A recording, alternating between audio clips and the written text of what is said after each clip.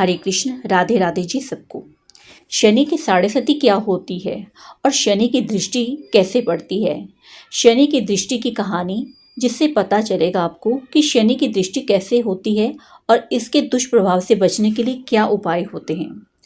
हिंदू सनातन धर्म में मनुष्य की शनि ग्रह की दशा के दुष्प्रभाव को साढ़े सती कहा जाता है और इसी से प्रेरित होकर धार्मिक कहानी लिखी गई है। यह शनि की दृष्टि की कहानी आपको ज़रूर पसंद आएगी। एक काजल नाम की एक लड़की अपने पति के साथ एक अपार्टमेंट में रहती थी। काजल का पति राहुल एक सॉफ्टवेयर कंपनी में टीम लीडर के पद पर था। राहुल बचपन से ही बहुत आध्यात्मिक था, लेकिन उसके उलट उसकी पत्नी काजल बिल्कुल नास्तिक थी। वह ज़्यादातर रंगीन दुनिया में जीने की चाहत रखती थी, जिसे वह आज के हिसाब से सही समझती थी। हालांकि इस बात को लेकर दोनों के बीच में कभी भी कोई अनबन नहीं थी। दोनों अपने जीवन में बहुत खुश थे। एक दिन सुबह राहुल टीवी में धार्मिक कार्यक्रम देख रहा था, जिसमें साढ़े सती काल के बारे में बताया जा रहा था। उसी समय काजल चाय नाश्ता लेकर आती है और राहुल के बगल में बैठकर चाय पीने लगती है और थोड़ी ही देर में वह राहुल से चाय पीते हुए कहती है, क्या सुबह से बोर कर रहे हो? और उसी समय टीवी का रिमोट उठाकर चैनल बदल देती है। राहुल को काजल का बर्ताव अच्छा नहीं लगता। वह काजल से कहता है, क्या तुम्हें साढ़े सती की महादशा के बारे में कुछ जानती हो जो तुमने उस बकवास समझ लिया है? धर्म की बातें समझने के लिए आस्था लगती है, लेकिन तुम तो बिल्कुल नास्तिक हो। लेकिन तुम्हें किसी और की भावनाओं को तकलीफ देने की हक नहीं है। काजल को राहुल की बात से ग्लानि महसूस होती है और वह राहुल से माफ़ी मांगते हुए वह शनि भगवान का कार्यक्रम टीवी में दोबारा से लगा देती है। राहुल काजल को बहुत प्यार करता था। वह मुस्कुराते हुए कहता है, अरे कोई बात नहीं, चलो आज शनि मंदिर में चलते हैं। वैसे काजल को मंदिर जाने में कोई दिलचस्पी नहीं थी, लेकिन वह राहुल का दिल रखने के लिए मंदिर जाने को तैयार हो जाती है। दोनों एक साथ बाइक में मंदिर पहुंच जाते हैं। मंदिर के आसपास बहुत सी छोटी छोटी दुकानें लगी होती हैं। दुकानों में भक्त अपनी अपनी पसंद की चीजें खरीद रहे होते हैं। राहुल प्रसाद खरीदकर मंदिर की तरफ चलने लगता है। वहां सीढ़ियों पर एक बाबा काले कपड़े पहने बैठे हुए थे। राहुल उनके कटोरे में कुछ पैसे डाल देता है और काजल के साथ मंदिर चला जाता है। मंदिर में शनि भगवान के दर्शन करने के बाद पुजारी से प्रसाद लेकर दोनों सीढ़ियों से नीचे उतरने लगते हैं और जैसे ही वह नीचे आते हैं, वही बाबा काजल को देखकर कहते हैं, बेटी अपना ध्यान रखना। काजल बाबा को प्रणाम करके राहुल के साथ घर आ जाती है। दरअसल बाबा बहुत तेजस्वी थी। उन्होंने काजल को देखते ही महसूस कर लिया था कि उनके ऊपर शनि की दृष्टि है, जिससे उसकी साढ़े सती शुरू हो चुकी है और उसके जीवन से संकट के बादल घिर गए हैं। काजल के घर पहुंचते ही उसके सर पर दर्द होने लगता है। काजल राहुल से कहती है, आप थोड़ा मेरे लिए चाय बना लीजिए, मेरे सर में बहुत दर्द है। राहुल काजल के लिए चाय बनाकर ले जाता है। राहुल को ऑफिस जाना होता है, इसलिए वह तैयार होकर जल्दी निकल जाता है। काजल घर के काम खत्म करके दोपहर को सो जाती है। शाम को राहुल अपने ऑफिस से घर आता है और काजल तब तक सो रही होती है। राहुल काफी देर तक दरवाजा खटखटाता है, लेकिन काजल गहरी नींद में थी। उसे दरवाजे में किसी की आहट सुनाई नहीं दे रही थी। राहुल काजल को फोन करने में लग जाता है। फोन की घंटी सुनकर काजल अचानक नींद से जाग जाती है और उसे पता चलता है कि राहुल दरवाजे पर खड़ा है। वह जल्दी से जाकर दरवाजा खोलती है। राहुल काजल से प्यार से पूछता है, क्या कर रही थी? इतना टाइम क्यों लगा दिया? काजल आंख मीचते हुए कहती है, पता नहीं कैसे इतनी ज़्यादा नींद लग गई कि आपकी आवाज़ सुनाई नहीं दी। राहुल अपना सामान रखकर बाथरूम में फ्रेश होने के लिए चला जाता है। उसी समय राहुल के मोबाइल में एक मैसेज आता है कि काजल की नज़र अचानक मोबाइल पर पड़ती है। उसमें दिल के निशान के साथ प्यार भरा संदेश दिखाई देता है। मैसेज देखते ही काजल के रोम में आग लग जाती है, क्योंकि वह अपने पति से बहुत प्यार करती थी और यदि वह बेवफा निकले तो उसे बर्दाश्त नहीं होगा। काजल की आंखों से आंसू निकल आते हैं। उसी समय राहुल बाथरूम से बाहर निकल आता है। काजल तुरंत उसका फोन रख देती है और अपने आप को काबू में रखकर अपने कमरे में चली जाती है। वह सोच रही थी कि अगर राहुल उसे खुद इस मैसेज के बारे में बताएगा तो ठीक है, नहीं तो वह इसके बारे में कभी बात नहीं करेगी और उसकी जिंदगी से हट जाएगी। दोनों के प्यार को ग्रहण लग चुका था। साढ़े काल ने काजल को अपनी गिरफ्त में ले लिया था। काजल का स्वभाव बदलने लगा था। कुछ दिनों के अंदर दोनों के बीच में झगड़े होने प्रारंभ हो जाते हैं। राहुल काजल को समझाने की बहुत कोशिश करता है, लेकिन काजल के दिमाग में वही मैसेज घूम रहा होता है।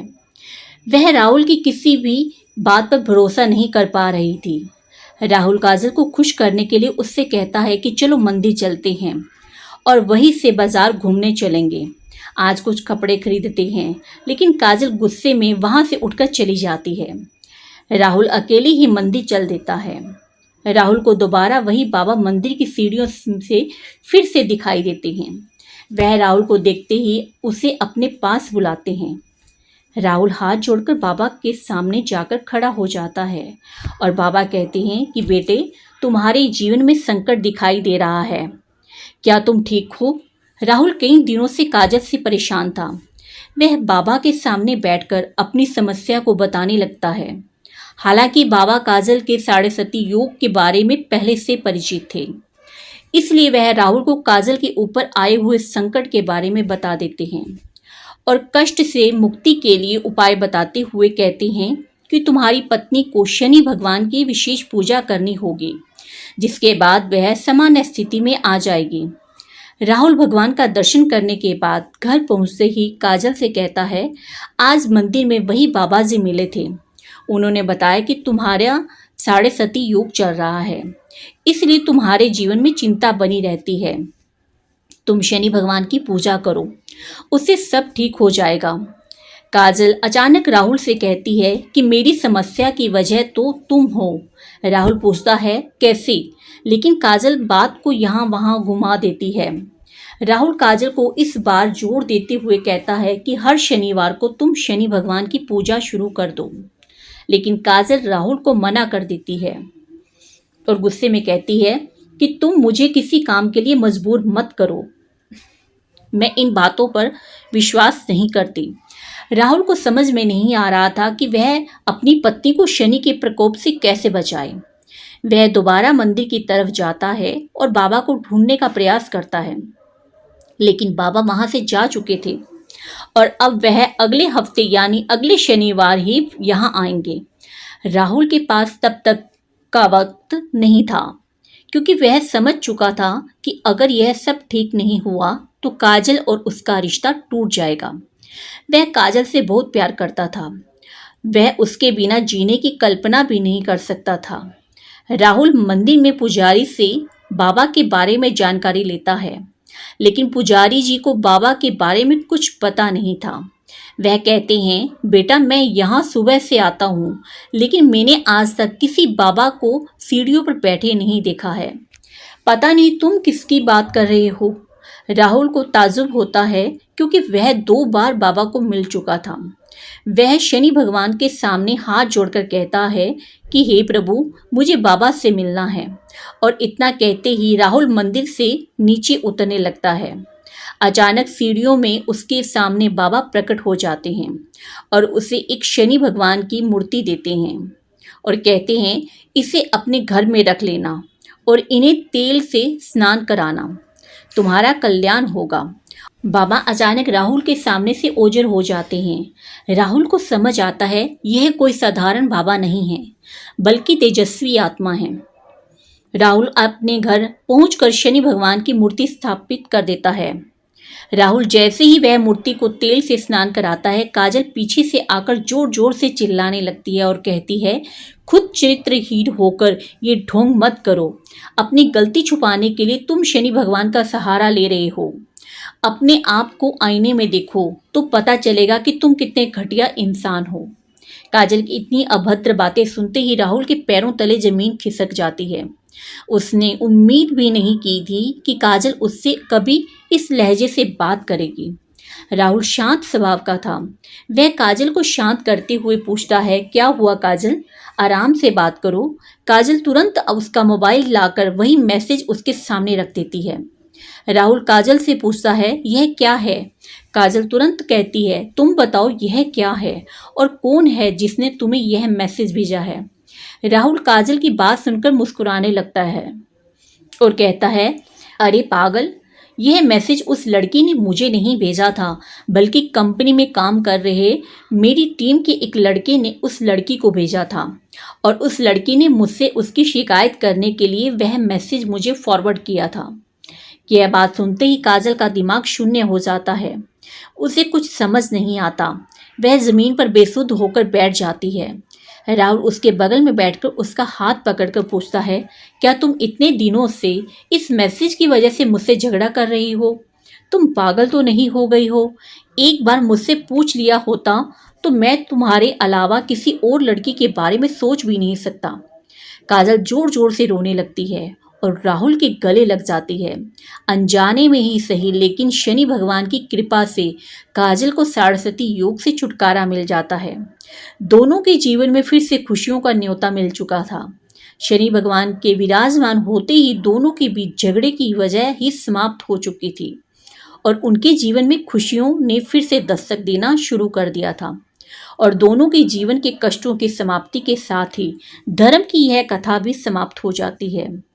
अगर आपके जीवन में कोई ऐसी परेशानी चल रही हो तो आप भी शनि भगवान की पूजा आराधना करें। शनिवार को दीपक जरूर जलाएं और बच्चों को कुछ न कुछ खाने के लिए मीठा मिष्ठान इत्यादि दे सकते हैं। उन्हें 1-1 रुपए के या 5 रुपए के आप कॉइन भी दे सकते हैं। इसी प्रकार शनि के दुष्प्रभावों से बचने के लिए आप बच्चों को बूंदी का प्रसाद बांट सकते हैं और उन्हें सिक्के दे सकते हैं, जिससे वह कुछ ज़रूरत की चीज़ें खरीद सकते हैं। इसी के साथ यह छोटी सी कहानी सरस्वती जिससे दूर हो जाती है और शनि भगवान की आराधना करने से हमारे जीवन में आ रही परेशानियों की समाप्ति हो जाती है। और इसी के साथ यह कथा समाप्त होती है। जय शनिदेव महाराज।